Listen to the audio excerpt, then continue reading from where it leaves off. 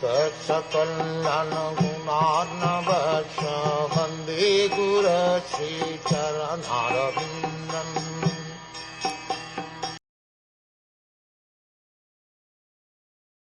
The Lord's glorious acts and his acceptance of various transcendental forms for the performance of extraordinary pastimes in the mortal world are very difficult for anyone other than his devotees to understand, and for the beasts they are simply a mental disturbance.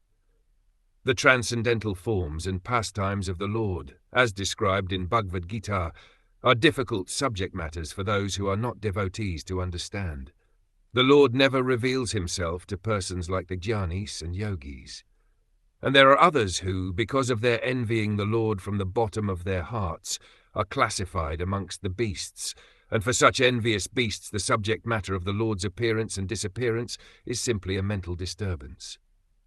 As confirmed in Bhagavad Gita, the miscreants who are simply concerned with material enjoyment, who work very hard like beasts of burden, can hardly know the personality of Godhead at any stage due to ashurika bhava, or a spirit of revolt against the Supreme Lord.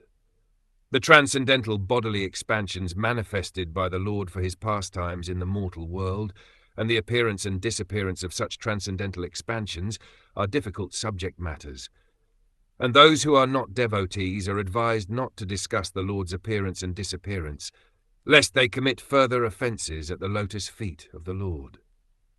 The more they discuss the transcendental appearance and disappearance of the Lord in the asuric spirit, the more they enter into the darkest region of hell, as stated in Bhagavad Gita.